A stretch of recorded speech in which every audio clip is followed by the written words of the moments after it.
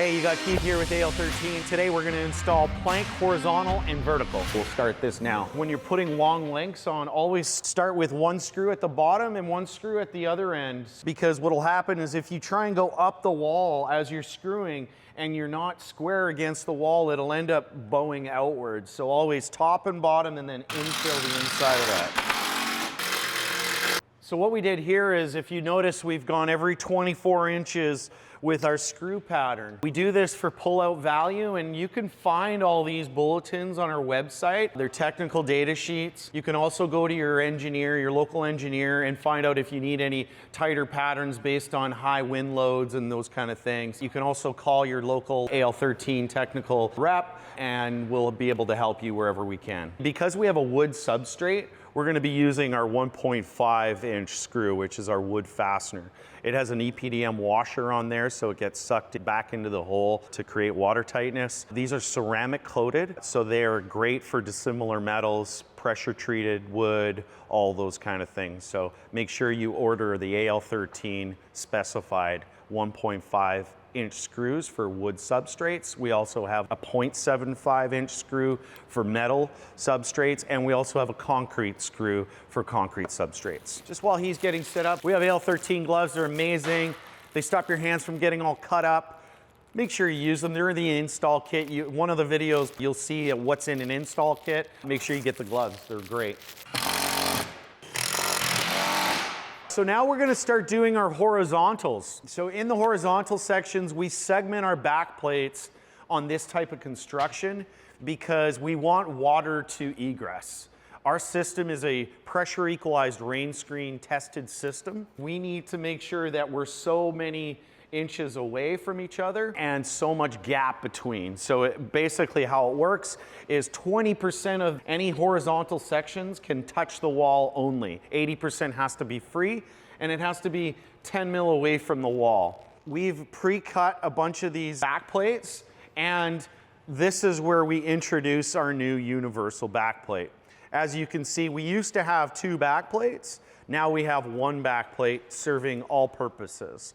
Okay, so these have been cut to 3.25 inches. We've pre-drilled all the holes, so it's nice and easy. I always recommend doing that. That way you're not fumbling around trying to get a screw through the metal.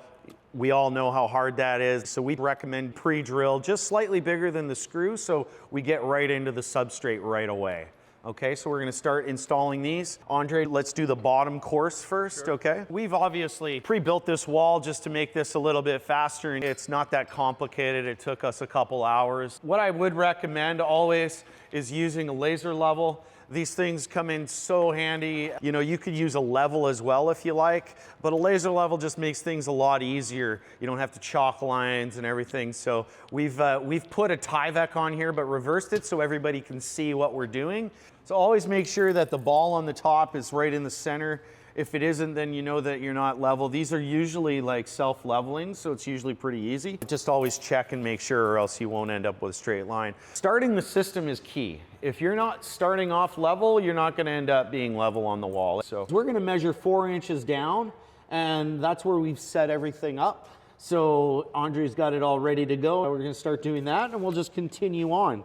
And then you just keep going down across the line wherever we're setting up our back plates. Now with our back plates, what we'd like to do is we like to stay away about 4-5 inches away from any other intersecting back plate. And the reason for that is it just makes it a little easier to put the top caps in properly, and you're not fighting against it. So Andre set them up so they're about almost 5 inches away from the ends, and then he'll go every 16 inches. These will be 16 inch on center, and then that way we know we have our proper rain screen spacing for this particular application. Another way of checking level when you're installing these back plates, what I like to do is I just like to do that, and then am I in the center there?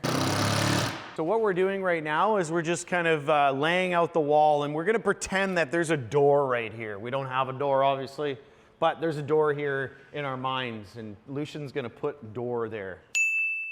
There's gonna be a door here, so we're gonna actually just grab a full back plate, just like we did on the other end. Always remember, horizontals get tucked into verticals. That allows for a nice clean installation so that when the horizontals are expanding and contracting, they're not coming away from the system. They're staying nice and tucked in, and it looks nice and clean. Everything looks perfect then. So what we did was we just trimmed that up from the bottom a little bit, which is fine because the perimeter cap can go past that and still not impede on our installation. So now what we're gonna do is we're gonna measure from the top of here, and we're gonna measure to the line. We set this guy a little down from the top of that guy and a little up from the bottom, and that will allow us to just overextend our perimeter cap so that we get a nice, clean, perfect fit when we're ready to put our horizontals in. So now what we're gonna do is we're gonna measure down. We're gonna start putting our segmented back plates on the bottom course to finish up what we started here, okay? Again, go one end and the other end and then infill the rest. You're not struggling to try and keep it level. If you start at the top and then quickly do the second screw at the bottom, make it level, and then just infill the screws in the middle, it makes installation a lot quicker and easier. And what bat framing does, it sets up the wall. Once you understand where we need to have our panel and plank and how everything looks, if we have to change things, we can change things now before we start cutting what's more expensive, which is the painted product, right? So now that we've done this bottom course, we're gonna now set up our center section, which will divide our plank product from our panel product. And we'll start from the left and go right, just as we started with the bottom. So Andre, let's start on this side and we'll just do the exact same thing. We'll just go around. It'll be a little bit easier now that we're off the ground. Being on the ground isn't the easiest, but we got it done and we're ready for the next stage. When it comes to a girt system or an exterior insulation application, you don't necessarily need to segment the back plates because usually the rain screen is typically behind the system. And that's in rain screen scenarios. Not everywhere in North America has that. The deserts, you know, you don't require it, so you can put full back plates across, maybe just leave a gap if there is no rain screen requirement. But where there is a rain screen, you'll have to do it this way. Okay, one more.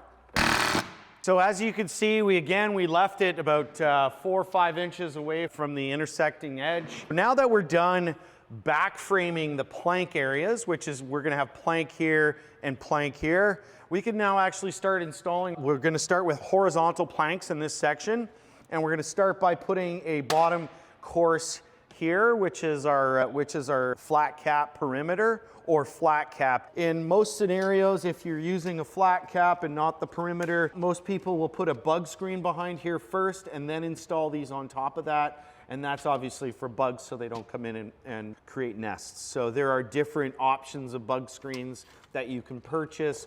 Just go to your local building supplier and they'll be able to help you with those situations, okay? Now with the plank system, we have 2 different types of profiles.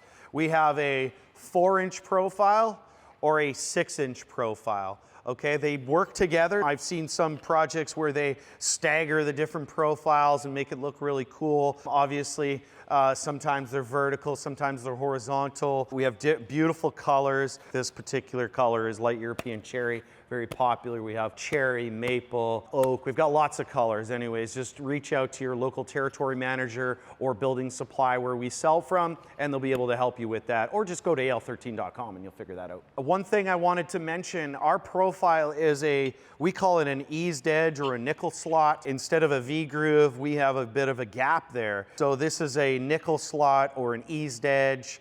Or a shadow line. It's a 3 mil gap basically, just so you know. More contemporary, it's really nice and it looks beautiful on the wall. Nice and crisp. All right, so what we're gonna do now is we're gonna use our snap lock engagement device. So where you hammer, always hammer where you have a back plate. Do not hammer in the middle, doesn't make any sense. It's not gonna do anything. So always try and line up where you've got your back plates so it's a nice, clean hit inside, okay? And you'll see it'll engage pretty easily. This will not come out now. This is designed, engineered, tested for wind load purposes, and in high wind loads, it is meant to go in, stay in. The only way you're getting this out, just go to al13.com and you'll figure that out. We'll show you how to remove damaged panels. You'll see how to cut these out, put a new one in after. Andre can now place this guy right inside the slot, put the first system clip in. We'll just center that on the wall. Now that we got the top cap in, we're finished on the bottom course, and we can just now start laying all the planks. These are tongue and groove, so you gotta lay one on top of another. You either start from the bottom if you're going horizontally. Always start with the groove down if you're starting on a horizontal wall with the tongue up. And that's designed for water to egress out and not get trapped in the groove. I'm doing 2 clips on this second one so that we have a nice stable edge, and then we can just start going up nice and easily from there. So you could either have the clips pre-put on these, or you can put them on after. It's entirely up to you. Now we're clipped in, and then the clips go on really nice when they're on the wall as well. Again, just go in like this, and bang, you're in. Nice and easy. We're going to show you what happens at the top. So at the top, you'll never end up with a full chorus. I'll show you in a minute. I won't ruin the suspense. And these are the 6-inch planks. So for every 12 feet length, which is how we sell them, you're putting up 6 square feet. For the 4-inch pieces, you're putting up 4 square feet per piece. Different look, different feel. So really just go onto our website and look at the gallery, and you'll be able to see all the different types. We also have a visualizer where you can take pictures, upload it, and then put our plank product or panel product in the picture for your own house, and you'll be able to see the colors in plank on there. So try that out. al13.com, and you can see that. I believe it's under Inspiration tab, and you'll be able to get that. Okay, so now what I was talking about earlier. So you can see here, we don't have a full 6 inches here to this top edge. What Andre had to do was he had to pre-cut this piece on a table saw. So you need, again, a non-ferrous blade. He basically measured from here to the groove to the bottom edge here, and then he cut the tongue off, okay? So you have to cut the tongue off in order for this to work. With this top course, we don't want the top here to rattle because we don't have the lip. So what we're gonna do, we're gonna grab a system clip from our panel system, which is the same. We're gonna be selling these with the plank system, and we're gonna just pop this guy on the end like that, and now we've got a resting point for the top piece, so it has a nice cushioned edge and it feels nice and tight at any given time. It's not gonna rattle, make noise in the wind, any of that kind of stuff, okay? You can see now once we cap everything in, you're gonna have a nice tight fit. Beautiful. In this case here, we have used a top cap, okay? And we used a top cap because we're gonna put a panel on the top here. We can't close this off with a perimeter, or else then we have to start with a new extrusion. But the beauty of AL13 is we can go panel to plank all day long and not have to flash in between it because we use the same components around both products. We call that system compatibility. It'll make everything a lot easier when you're on a wall using both our plank and panel system. So again, I'm just gonna snap it at each junction, not in the middle. Make sure you're in the groove or else it won't do anything. Now we can start a vertical installation. I always like to have the bottom course done first, this bottom piece on before I start vertical installation. So when I'm doing vertical installation, I want to make sure that I start the groove edge against the wall that I'm starting on so that the tongue is always on the outside edge accepting the next piece of plank. We're going to do the same thing. We're going to put these clips on this way. Boom, one there. Put that at the bottom. Okay, and then we're going to put another one on here.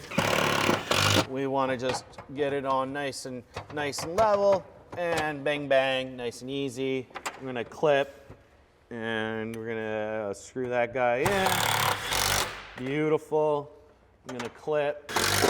Okay, so you see here we don't have a back plate, so we're going to have to just basically be a little careful here. Again, we're going to slide this guy in like we said before. Slide it along the bottom edge.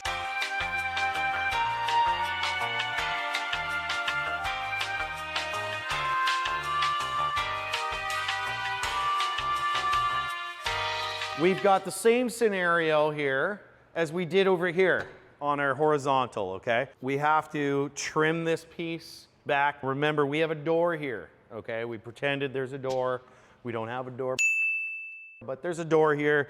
And now we have to take this clank and we're going to get it inside that edge. We've already put the clips on the back plate so that we have a nice, clean, nice, tight look, okay? And then you're all nice and tight here. The next thing we're gonna do, now that we've put all our vertical planks on, we're gonna put our horizontal on. The reason why we do that is we always want to install our horizontals before our verticals. Okay, so we're gonna quickly do that installation. Sure, we're inside all the grooves. Okay, Andre's gonna measure that, cut it. We're done the plank portion. So remember, this is supposed to be a door here, so we're putting a perimeter cap just in case there's a little bit of area where you might be able to see behind the system. One thing to keep in mind, this new backplate is meant to go in behind, and maybe if I have a little backplate, I'll show you real quick here.